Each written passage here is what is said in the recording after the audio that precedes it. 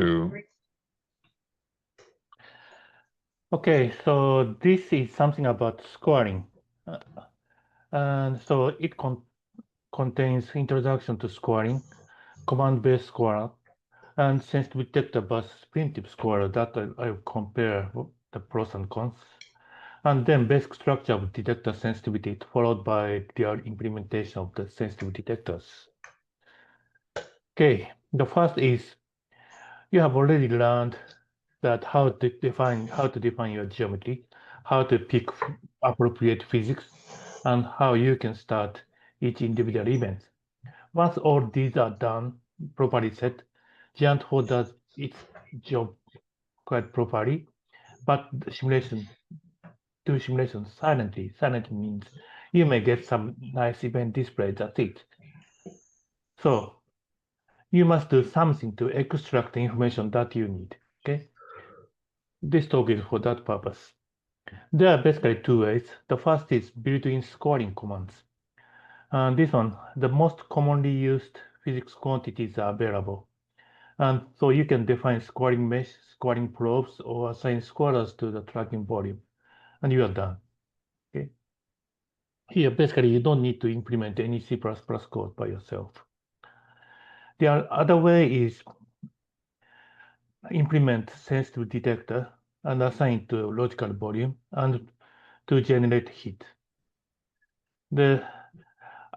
After each event, or basically, you can use the user hook of G4 user event action to retrieve such heat and do some analysis or write hits to your file or whatever. Okay. And when you are running in multi-threaded mode, both these cases of command-based scorers or sensitive detectors, merging over the worker thread is automatically taken care by Geant4 kernel, so you don't need to worry about merging. Of course, given Geant4 is a open source C++ code, you can do something by yourself, typically with the user hooks of user tracking action or user stepping action. You have full access to almost all information you need. It's sort of straightforward, I would say, but do it yourself. And it's really more complex if you do this by yourself in multi-threaded mode. You have to take care of all the data reductions, merging kind of things by yourself. Okay, let's go. Now, command-based scorer. Command-based scoring functionality offers the various built-in scorers, okay, for the commonly used physics quantities such as dose, flux, and so on and so forth. And due to the small performance overhead, it does not come by default. To use this functionality, you need to access to the G4 scoring manager pointer after initialization of run manager in your main. So here's the main. First thing is you anyway create run manager.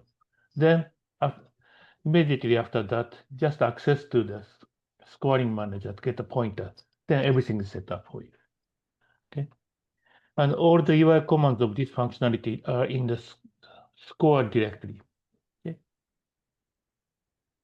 And I'll suggest to examine example extended run and event RE03 example, and also example advanced GoRAD. They are good examples to how to use this kind of command-based scorers. For example, this is event display of the extended run event RE03. It has the simplest geometry of all the examples we have, even simpler than the basic one example. It has just one box filled by water in one box filled of air or vacuum, I don't remember anyway. And we shoot muons. And muons, of course, generate a lot of delta rays. So this is the event. So it doesn't give you much of the information, but with the command-based scorer, you can score how energy deposition, for example, distributed, or you can make a slice, or if you can want, you can make a cylindrical. So all these kind of things are done by just UI command. You don't need to implement anything by yourself. So there are three types of command-based scorers. The first is scoring mesh. You may define three-dimensional mesh. Currently, we have box or cylinder. The mesh may overlap with real-world volume because we use the parallel world Gabriel had just introduced you. Okay, and you may assign arbitrary number of primitive scorers to the mesh cell. Okay, and assigning the next or second one is assigning scorers to real-world logical volume. Then you can declare real-world logical volume as a detector or scorer. Okay, you may assign an arbitrary number of primitive scorers to a detector. And if the volume is pressed, given you are setting it to logical volume, the logical volume may be pressed more than once.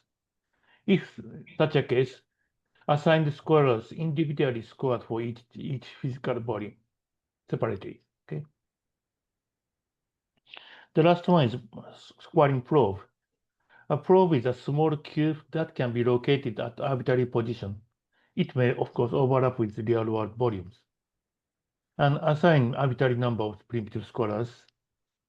And if probe is pressed more than once, assign scorers individually score for each probe. So let me start with the first scoring mesh. To define scoring mesh, you have to specify the following. The first is shape and name of the scoring mesh. Currently, box and cylinder are available. Then the size of the scoring mesh. Here, to define the size of the mesh, you have to specify as half width, like the argument of G4 box or G4 tubes. Okay. Then number of pins for each axis. Here, please note that too many bins cause immense memory consumption.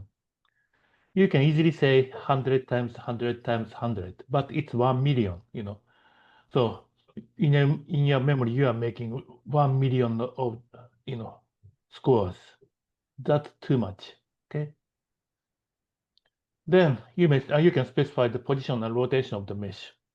If this position rotation is not specified, the mesh is positioned at the center of the world volume without rotation. So here's sample code. Here we create box mesh with this name, box mesh -1. Then the size of 2 meter, 2 meter, 2 meter. Okay, this is half width. Then bin, number of bin in X and Y and Z axis, and each is 30. And it is located here. Okay. And again, we are creating a parallel world, but virtual parallel world, so that this mesh geometry is completely independent of the real material geometry. Then the mesh may have arbitrary number of the scorers. Each scorer scores just one physics quantity. For example, energy deposition, cell charge, cell flux, and so on and so forth. Okay.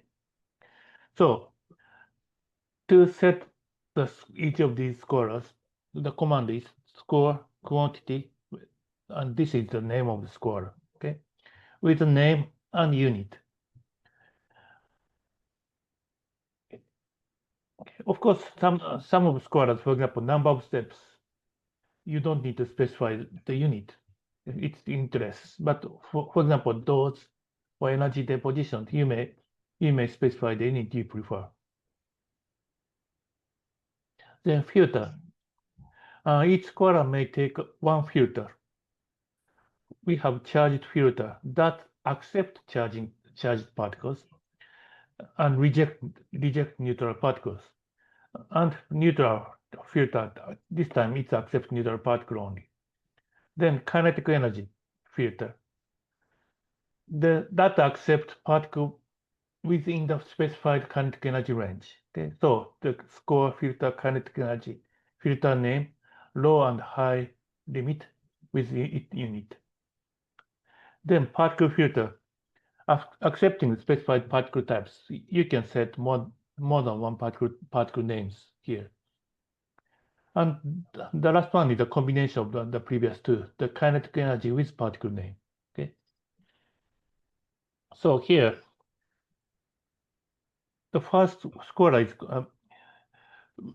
we accumulate energy deposition. This is the name of the scalar with the unit of MeV. Then this is number of steps. Okay, this is a name, and associated with the filter here.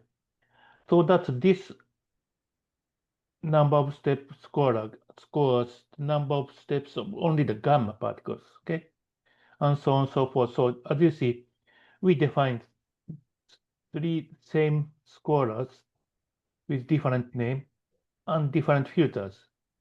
Okay, so that you can score number of steps of gamma, electron, positron separately.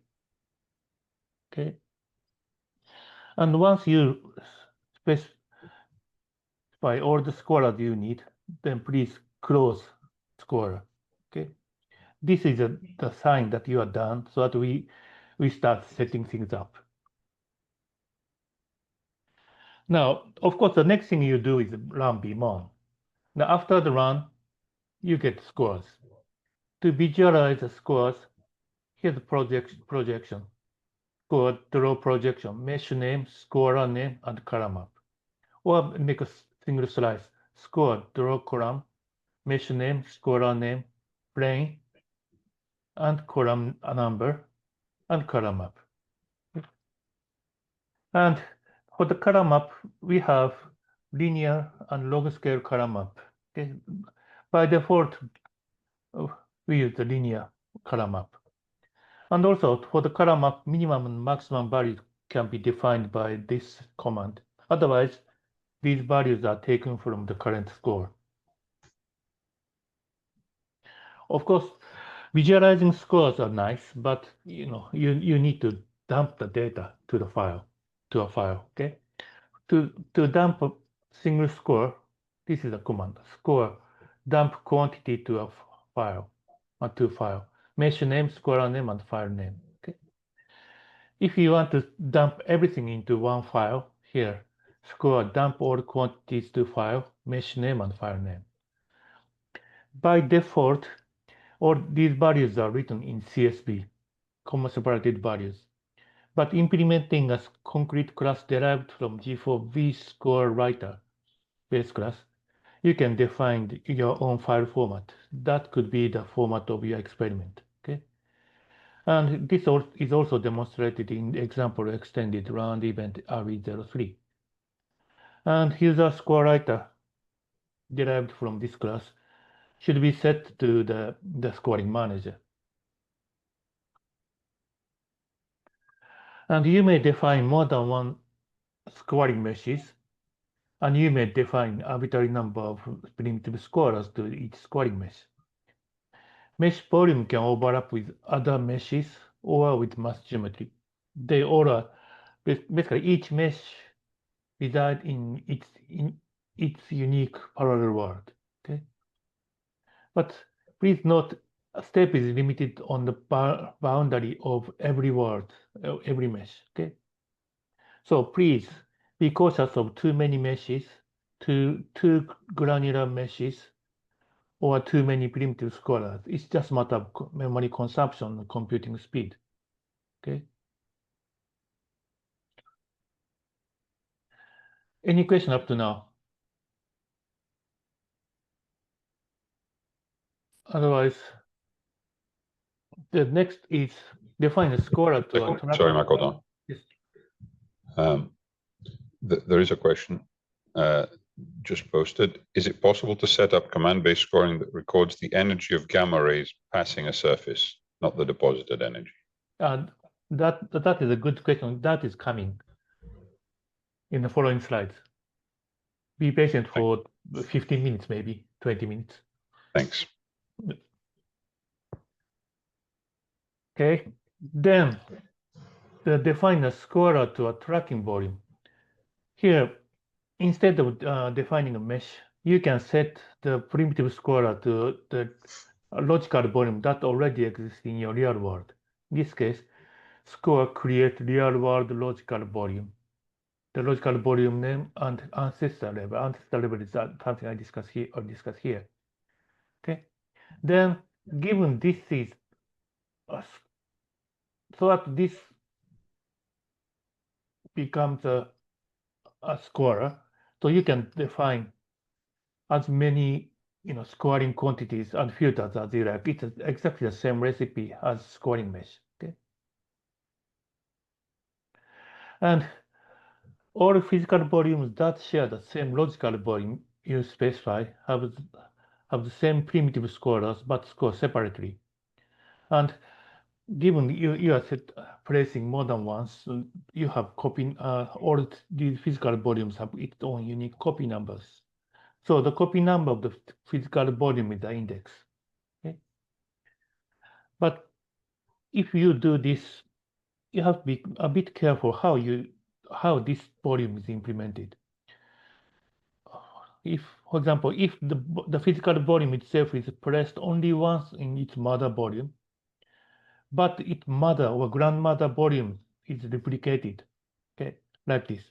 Here, this green mother volume has one blue box and one pink box at the total, and you assign a scorer to this blue box. Then the copy number of this blue box is always 0, even if the mother is replicated. So you should use not the copy number of this blue box, but you should use the copy number of the mother green box as the index. So here comes the concept of ancestor level. In this case, just say the ancestor level 1, so that we use the copy number of the mother as the index. Okay. And so please do not use this real-world logical volume command to a mother logical volume. Okay. For example, example basic 4 that has this geometry. In the world, there's one box used by replica which sliced into pieces, and each this layer, okay, we filled gap and absorber, I think.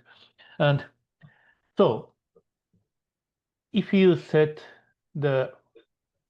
if you use this real world logical volume to the layer, basically there is no step actually happening in the volume layer because every step belongs to either gap or absorber. Okay, so here you should create real world logical volume with the name of the gap and also absorber, but use the ancestor level 1 as the index. Okay. Okay, the third one, the command-based probe scorer.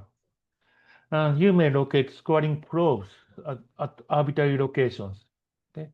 A probe is a virtual cube to which any Geant4 primitive scorers could be assigned. Here, it's not very easy to see, but here you see 4 cubes in your geometry. Okay. And given these probes are in an artificial parallel world, probes may overlap to the volumes defined in your mass geometry. If probes are located more than once, all probes have the same scorers but score separately. Okay. In addition, user may optionally set a material to the probe. Once a material is set to the probe, it overrides the materials defined in mass geometry when tracks get into the probe. Okay. Thanks to this overwriting, physical quantities that depend on material or density, for example, energy deposition, would be measured according to the specified material. But given you are replacing material, this affects the simulation results. So use sparsely, okay? And once a probe is defined, a user can associate arbitrary number of primitive scorers and filters like the conventional scoring mesh. And for example, one of the the good use cases, for example, in the large LHC detector like Atlas or CMS, you may want to score the flux of neutrons, okay, or at the various locations in the detector. Then you can define probes here or there and associate flux scorer, and with a neutron filter. Then you can really score the neutron flux at various locations in a detector, okay, without being worried by any volume overlap or kind of things. So here's how to. So score create probe. This is number. Sorry, this is the probe name. Probe with 5 centimeter. That means each probe is 10 centimeter wide, 10 centimeter deep, and 10 centimeter high. Okay, and probe material. So these probe cubes are filled by water, and we press it 4 times, and energy deposition dose and flux and also another flux with proton filter. So we are measuring for each of these probes energy deposition dose and the total flux and proton flux. Okay, and to visualize the probes defined in the parallel world, in your biz.mac or whatever the biz command, use biz draw volume word is here. If you see the biz.mac here, that is provided basically all the examples. You see this command, but with word without s.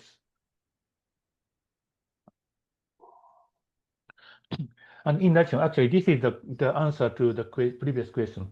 Okay, you probe can directly fill a histogram. So first thing you have to do is you have to instantiate score hit filter. Okay, this is a template. So that you have first thing is you get up analysis manager and take it as an argument to instantiate the scorer. Once this is done, you are ready to score. You are ready to fill the histogram. And primitive scorer must be defined in advance to setting a histogram. And histogram must be defined through analysis H1 create 1D histogram command in advance. Okay. And please note that this functionality is currently available only for the primitive scorers defined in basically the probe scorer. Okay, you cannot do it for mesh, box mesh, or cylindrical mesh because simply because of the memory consumption concern. If you have histograms associated to each individual cells of the mesh, it's a nightmare. It's too many, too much. So here. First thing you do is create probe, locate it, and define scorers. This one, volume flux, and this is proton flux, okay, because it comes with proton filter. Then scorer is closed. Then you define histogram. Okay. Then once you create histogram, set it to the probe. Okay, to specify the volume flux. This is the scorer name. Also here, define another histogram and set it to the proton flux scorer. Okay. So here, basically, you get the energy spectrum. Okay. So I think the question was for neutron, but then just instead of proton filter, set the neutron filter and locate probe somewhere. Then you can measure the flux of neutron at certain location. Okay. And if probe is pressed more than once, fill 1D command, this one, okay, or that one, should be called for each copy number. Okay. So for example, here's the score of fill 1D with histogram number 1. and probe is the name of the probe, and flux, okay, with copy number 0, okay? And this functionality is not available for some scholars. It does not make sense for filling. So it basically it comes for the volume flux, flux surface flux, energy deposit, and dose deposit. Okay. Any question here?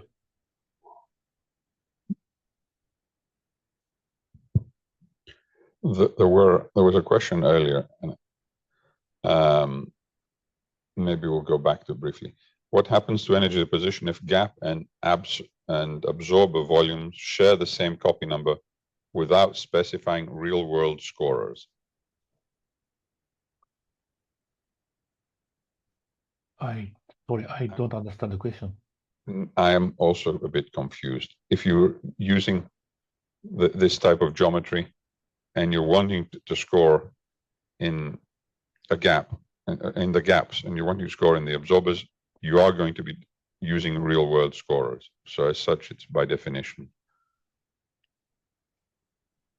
The second question is more general, and I think you will get to it, regarding the comparing using scoring volumes and sensitive detectors. So I will ask it again at the end. Yeah, actually, there's a slide for that question. Please be patient for 10 minutes, I guess, or 5 minutes maybe.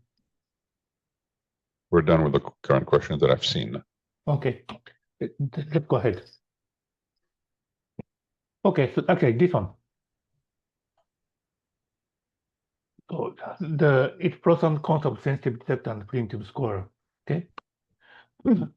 So we have two ways built in scoring command and the sensitive detector. So for the sensitive detector, you must implement your own detector and hit classes that I'm going to discuss later in this talk. While for the primitive scorer, many scorers are provided by Geant4. The difference is for the case of sensitive detector, hit class can contain many quantities. A hit can be made for each individual step or accumulate quantities. Hit is your user's class. Okay, so you can put whatever the data you need. While each scorer accumulates just one physics quantity for an event. Okay, so basically, for the sensitive detector case, one hit collection is made per one detector. While for the primitive scorer case, multifunctional detector creates many maps. That means one map per one score. Okay. So hit collection is relatively compact, while the maps of the primitive scorers are not very compact, I must say.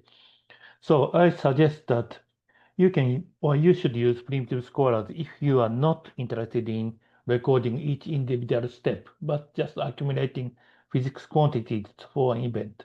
For example, if you want to score the dose or energy depositions, primitive scorer is a good way to go. But if you are simulating, for example, drift chamber hit or hit on the silicon microstrip, you have to go with sensitive detector. Okay. Now, basic structure of the detector sensitivity. So G4V sensitive detector is abstract base class that can be assigned to logical volume. Okay. So in case a step takes place in a logical volume that has a sensitive detector, this detector is invoked with the current G4 step object. So, for example, in a large experiment like Atlas CMS, you have a lot of different detectors. Okay.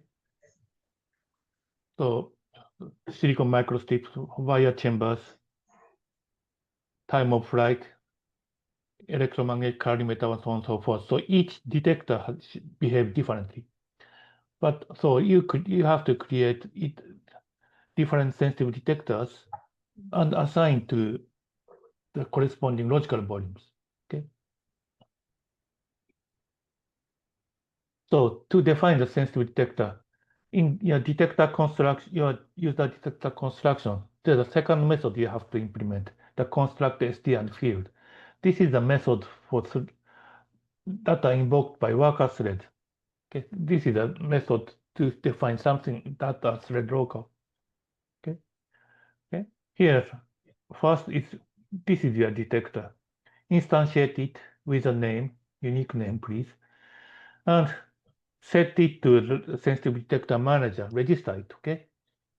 Then associate logical volume, that is the name of the logical volume with this detector. Then you are done, okay? Each detector object must have its unique name. And more than one logical volumes can share the one detector object if you like. And more than one detector object can be instantiated from one detector class with different name, okay? And one logical volume basically cannot have more than one detector object, but one detector object can generate more than one kind of hit if you like. For example, double-sided silicon strip detector can generate hits for both sides separately if you like, or in the wire chambers, anode and cathode can create different hits if you like. So it is a bit of messy class diagram, but here, the boxes written in yellow is a concrete class Geant4 provides. The green boxes are abstract base class Geant4 provides.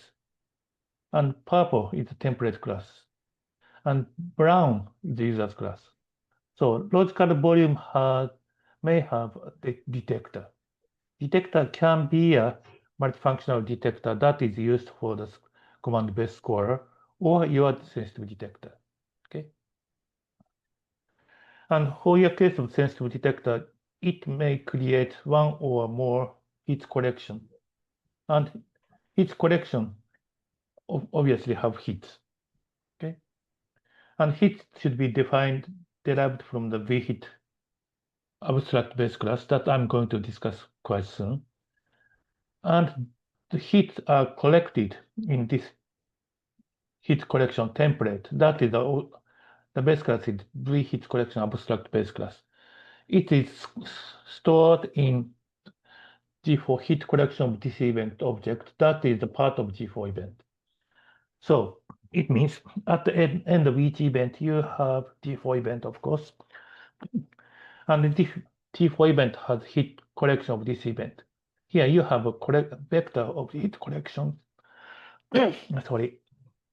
And this hit collection has hits, okay? So G4 vHit collection is a common abstract base class for both hit collection and hit map. Okay. Hit collection is a template vector class to store a pointer of the object of one concrete hit type. Okay. So that is deliverable G4 vHit abstract base class. I discuss it very soon. Okay. T-hit map is a template map class. It stores keys, typically the cell ID, that is basically the copy number of the volume, with a pointer of the object of one type. Okay. And currently, for primitive scalar classes, we use this G4 T-hit map with a simple double store for event and the stat double for run for the statistical treatment. Now, sensitive detector class. The first we have to start with hit. Your hit class must be derived from G4 vHit abstract base class, and you can store whatever the information as you like. Typically, the position and the time of the step, momentum, the kinetic energy of a track, or energy deposition of a step, or geometrical information, and so on and so forth.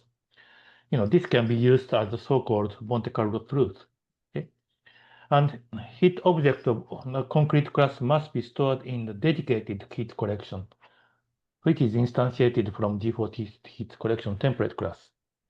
And the collection will be associated to a G4 event object of that event via G4 hit collection of this event.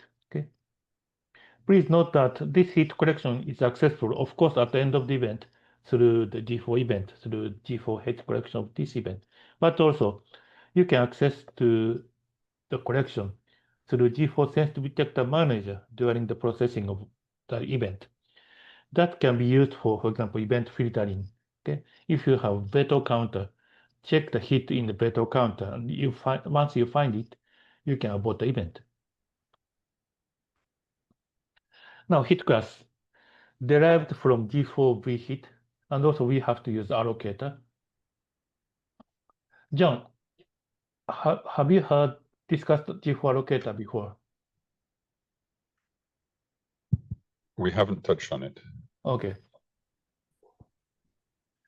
So, okay, I take care of it. Then, in my hit, that is derived from G4 V hit abstract base class constructor. And then we have this overriding operators of new and delete. That is for allocator.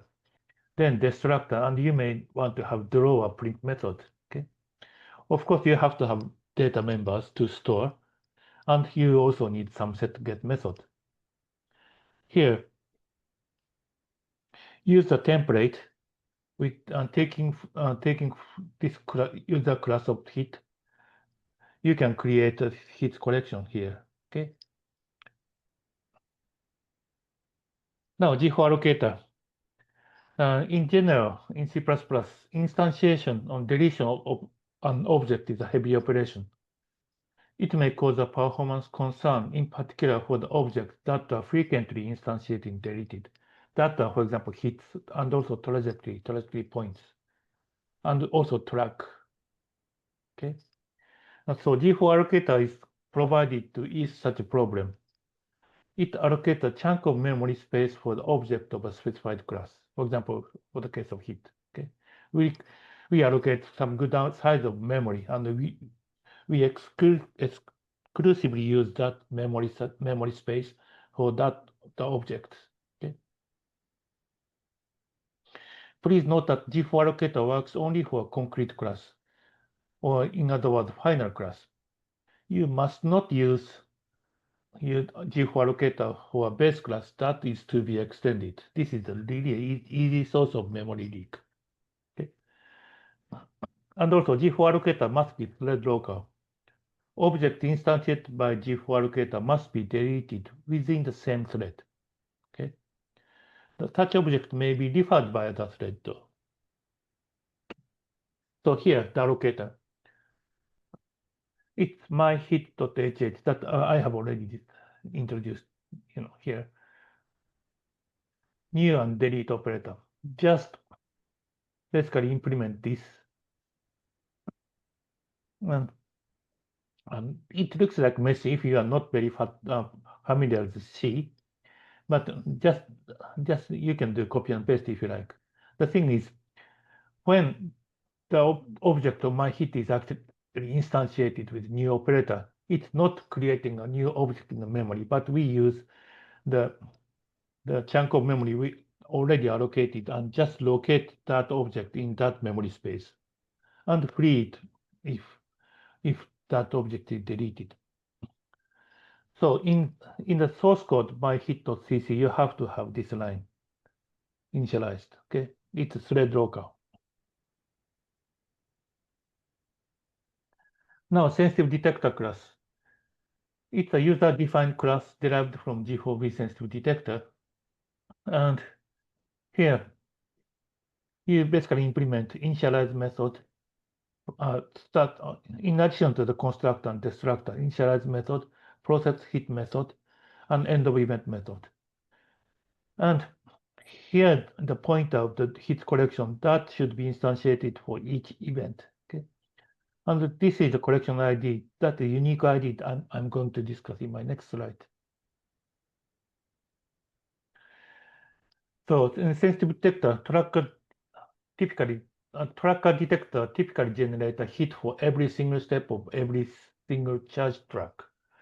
Typically, hit contains position time, energy deposition step, and track ID, or particle type if you like.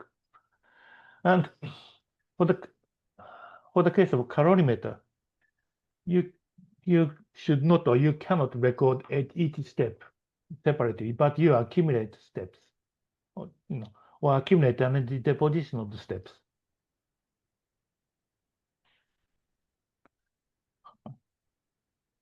Okay, and I do invite you to the example basic B5. That is, I come back to this in following slide. But one thing you really have to remember is how you extract data from a step. I understand we have already discussed about how step is limited. If the step comes to the boundary, all step physically stand on the boundary, but logically belong to the next volume, the other side of the volume. Okay. So when you want to record the energy deposition of this step, obviously you have to store the energy deposition in yellow volume, not orange volume. Okay. So when you extract whatever the geometry information, you always have to come to the pre-step point. Don't go to the post-step point. Okay, it may belong to the next volume. So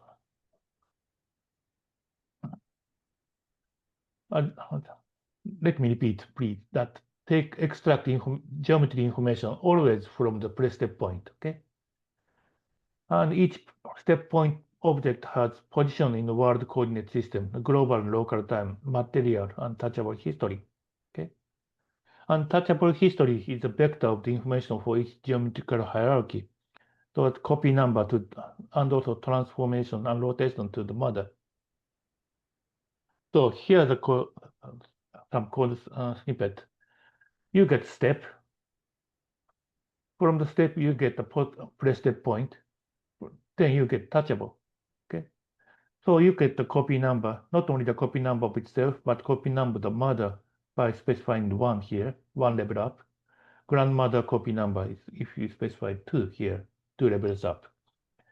And you get the position in global coordinate system. If you want to transform it to the local coordinate system, Touchable has the method. So here, it's a picture, event display of the examples basic B5. The beam start from here, and here's a magnetic field. So it's a mass analyzer. You have 2 lever arms. The second lever arm rotates. So it starts with the hodoscopes for time and the measurement of time of flight, followed by 5 layers of depth chambers. Then, after the magnetic field, you have another 5 layers depth chambers, and then hodoscope for time of flight, followed by electromagnetic EM calorimeter and hadronic calorimeter. So this example has these different kind of sensitivity detectors, hodoscope and drift chambers, and EM and hadronic calorimeters. So this gives you some examples how you implement different kind of sensitivity detectors. So implementation, the constructor of a detector should take the detector name, and it has to be passed to the base class. In addition, you have to define the collection name of its collection. Okay. Then initialize method. This method is invoked at the beginning of each event. Okay. So it comes with the hit collection of this event object. So first thing you do is, if it's a very fast event, you record this collection ID is an integer. Oops, where it was? Sorry. Here, it initialized at -1. So if it is -1 or negative, get collection ID. Okay. This is a bit heavy operation, so do it only once, very fast event. So the collection ID is always positive, 0 or positive. So you don't get into this method again. Then for each event, you instantiate hit collection with detector name and collection name. Okay, and then set it to the hit collection of this event. That's it. Okay. Oops. Then process hit method. This is the most important method of your detector. For each step, this method is invoked. If the step takes place in the logical volume you specified your sensitivity detector. Okay. First thing, maybe you just new the new hit, set something, then it insert it to hit collection and return true. This boolean is not used anymore, but still please return true. And also this touchable history arrow is no longer used, but once we drop it, all users experiment has to migrate, so we regularly keep it. So you don't need it. At the end of event, you may need to do something, but typically this method is just empty for most of the cases. So the G4 event object has a hit collection of this event object at end of event. So this hit collection of event object stores all hit collections made within that event. Okay. And pointer to the collections may be null if the collection are not created in that the particular event. Okay. So be careful to protect against null pointer. And collections are stored in the base class pointer. So you have to cast it to your concrete class, okay, to use it. Okay.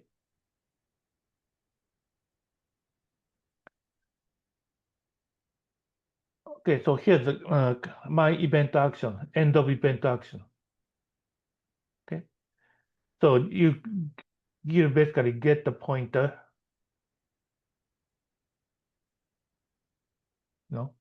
here. Then you cast it. Then that is your hit collection. So you loop over the hit if you like and print out. Okay. Okay, that's it. And I believe you feel like it's quite messy, but just I invite you to look at example basic V5. Okay. Okay, I'm done, John. Thank you, Makoto.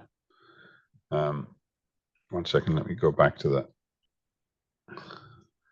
questions.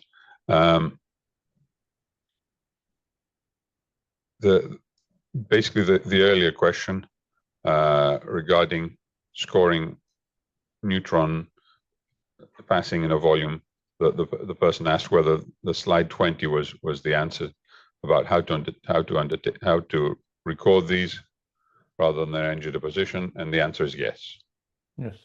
Yes. So just change it to neutron rather than proton.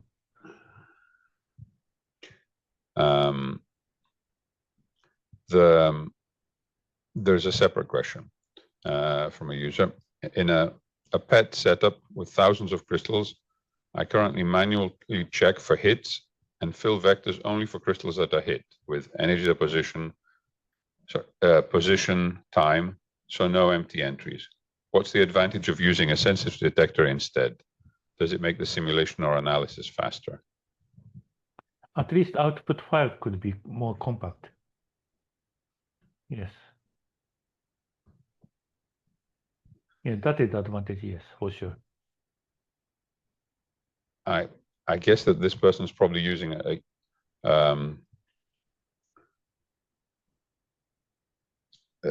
stepping action, and using sensitive detector, it would allow them to simply not call it elsewhere or avoid a bit of work. Yeah, if you use stepping action, it's invoked everywhere in your geometry. Okay, but if you use sensitive detector, it is invoked only if particle gets into the volume you specified your sensitive detector. You set sensitive detector, so it's far more it's that is object orientation, so-called. It provides you with some information by the fact that it's being called. And also, if you do it in a stepping action, you may need to check the volume name or something. That is heavy. That is unnecessary if you use sensitive detector. And also, if you do it in a stepping action, you have to merge the results from all the worker threads to the master by yourself. That is not straightforward. But if you use sensitive detector, all hits are automatically merged into the master thread. So then we have a different question. As I understand, hits are recorded for each step. Is there a way to save information only from the first step in a volume? For example, for the case of calorimeter, you can't record every step, but you accumulate energy deposition. So it's the case that, for example, if you create hits for each cells, and only for the first time, you may record something. That is possible. I would add that the information is available in the track if something is the first step in a volume. So in your sensitive detector code. Yes, of course, yes. Yeah, if that is okay, so where was I?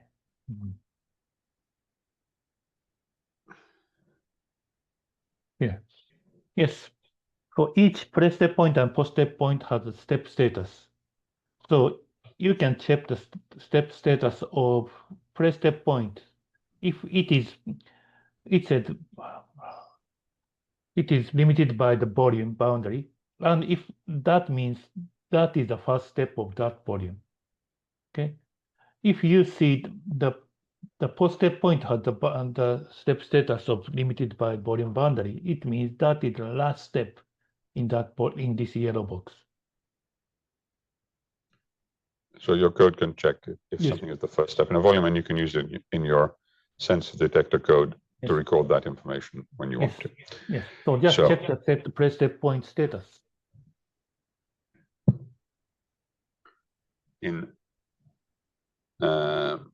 There is a question that sort of combines the last two talks, I think. So the user asks, I'm trying to model a moving radioactive course in Geant4. Since Geant4 runs event by event, run beam on n, and resets the time of each event, is there a way to make sure that the source position evolves continuously during a run? For example, linking emission time and position through set particle time or an external trajectory. Basically, can we simulate a time-dependent moving source inside Geant4, or would it need to be handled outside in the data processing? First of all, the volume itself can be, just Gabriel discussed. The volume can be time-stamped with the copy number as the index, and also at the primary generator action of each event, by default, every event starts from time equals 0, but you can change the start time for each event by the same timestamp of event as a function of event number. Okay, then basically you have to implement two places. One is in the detector construction for moving object. The other is in a primary generator action to set the start time of the event.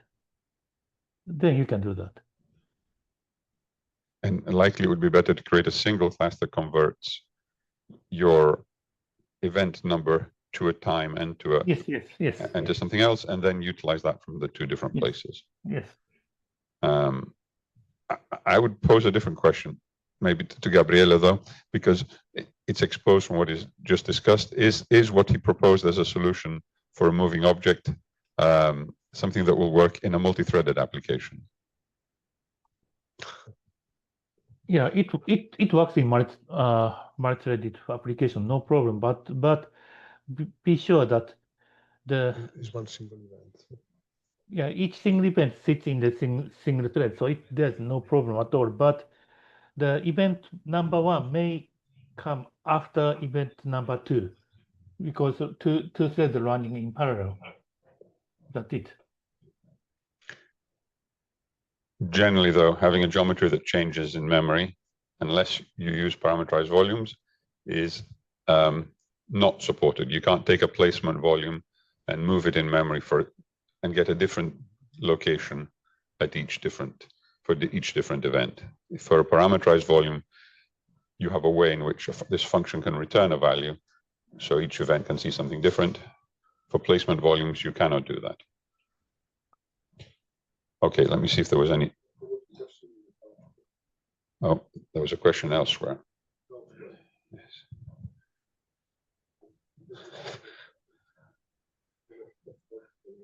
Okay, so how could we ensure that the stop point is properly defined in a volume if there is a phase transition due to thermal activities? Very simply put, we do not support things in which the temperature changes, at least. There are many bad uses for things like that. I'm sure there are good uses as well, but you have to invent your own solution.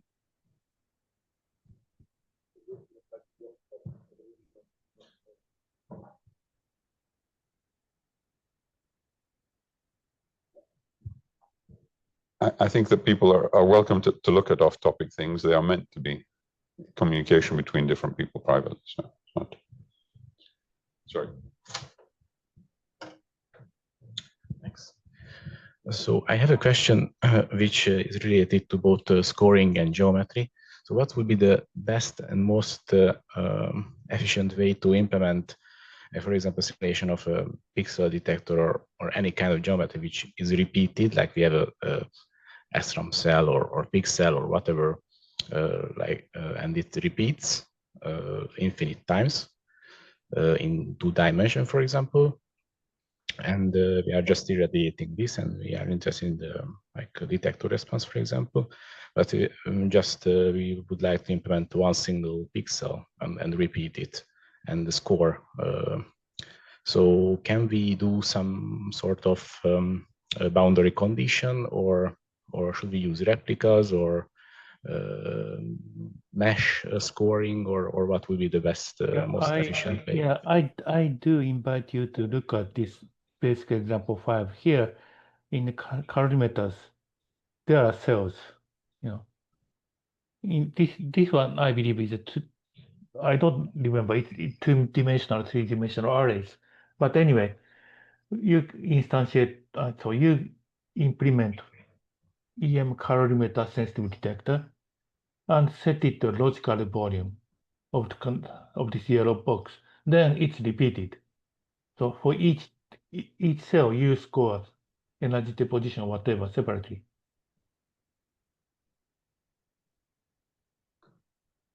In part, I think it also depends on how many quantities you want to score. But using replicas is the most efficient way that I would expect that you would be able to do things as Gabriela mentioned on Monday.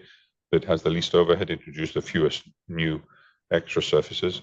So the layer in which you want to score things, you slice it amongst the first dimension using replicas, or you slice it among the second dimension, you're using replicas. And then either, if you want to score many quantities, sensitive detectors probably make the most sense.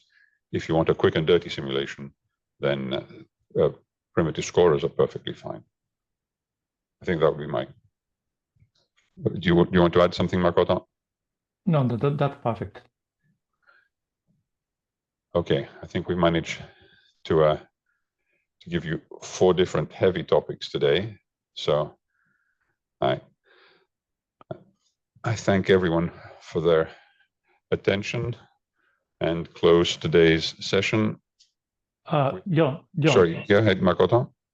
Yes, if there's any additional question tomorrow or something, just send me email so that I can attend virtually on not tomorrow but day after. Sure. So, Thank you, Makoto. Yes. So